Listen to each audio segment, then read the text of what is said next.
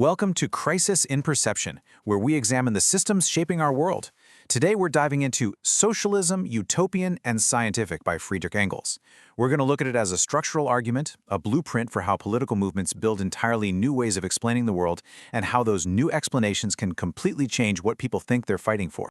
Now, let me be super clear about this. We are not here to debate whether Engels was right or wrong. Our job today is to dissect the structure of his argument. We want to understand how this little book built a new system for seeing reality, a system that, for better or worse, had massive consequences. So, to really get why Engels' approach felt like such a game changer, we first have to look at who he was pushing back against, the thinkers he famously called the Utopians. So you've got these brilliant thinkers, Saint-Simon, Fourier, Robert Owen, and they're looking at the absolute chaos and misery of the early Industrial Revolution. And their response, which is totally understandable, was to try and design a perfect world from the ground up, based on pure logic and what they saw as universal justice. And this, right here, gets to the heart of the problem, at least according to Engels. They had these incredibly detailed, beautiful visions of where society should end up, but they had no practical, real-world map for how to get there from the messy, complicated reality they were actually living in. And this is where Engels just flips the whole script. He basically says, forget about designing the perfect future for a minute. Let's start by actually understanding the forces that are shaping the messy present. Okay, so this slide is absolutely key. This is the central metaphor. The Utopians, they were trying to draw a perfect destination city, but Engels argued that the real goal should be to draw a navigation chart of the sea itself, to map the currents, the winds, the shallows.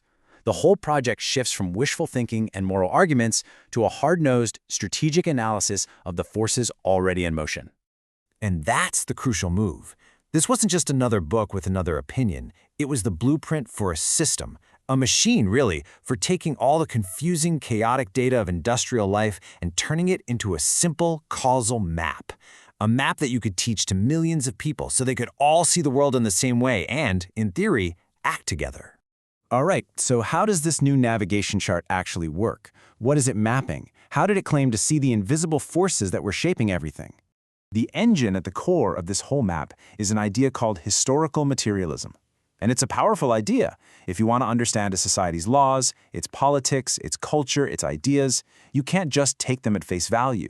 You have to start by looking at its economic engine, how stuff gets made, and who owns the tools to make it. And here is how that logic unfolds. You start with the economic base, the relationships of production. That base, the theory goes, creates social classes. And those class structures then shape everything we think of as society, the superstructure of laws, government, and even our most deeply held beliefs. So in this model, economics isn't just a part of society, it's the foundation for the whole shebang. Now, you got to understand, this idea didn't just pop out of thin air. Engels was pointing to real historical events that the old economic models just couldn't seem to explain. You had massive, organized working-class uprisings happening all over Europe. This conflict between workers and owners, it wasn't just a theory anymore. It was real, it was happening, and it was demanding an explanation. As Engels put it, reality itself was basically screaming for a new theory. The old, comfortable idea that the interests of bosses and workers were basically the same was being proven false every single day in the streets and in the factories. The world needed a new map, he argued, because the old one was leading everyone into a storm. So, what was the actual result of having this new map? Well, maybe the single biggest change was how it completely reframed the cause of social problems. The old story was one we still hear today, right? It's all about individual morality. If there's poverty, it must be because of lazy workers. If there's a crisis, it must be because of greedy bankers. Social problems were just the sum of a lot of bad people making bad choices. But this new chart, it changed the whole narrative. It said, hold on, what if poverty, unemployment, and economic busts aren't accidents? What if they aren't moral failures? What if they are predictable, recurring, and necessary outcomes of the way the system is designed? You know, like how storms are a predictable outcome of certain atmospheric conditions, not because one particular cloud is feeling angry. And that, right there, that is the core shift. It's a move away from subjective, personal blame and towards objective, structural analysis. The conflict isn't about how people feel or what they intend, Engels argues. It's baked into the material facts of the system itself. And when you have a map that says the problem is the system, it creates a whole new set of incentives. Suddenly, the goal isn't to just ask a bad boss to be nicer, the goal is to change the structure of ownership itself. It gives you strategic clarity. And because it's a shared map, it allows for coordinated, unified action. And if you believe crises are predictable, well then you can prepare for them and organize around the system's weak points. All right, so last piece of the puzzle. How does a whole new worldview, like this one, not just show up, but actually stick around and grow? How does a system for seeing the world reproduce itself? And this brings us right to the heart of what we call a crisis in perception. When we treat systemic outcomes, like recurring poverty or inequality, as just a long series of isolated individual moral failures, we are fundamentally misreading the design logic of the system that keeps producing those outcomes.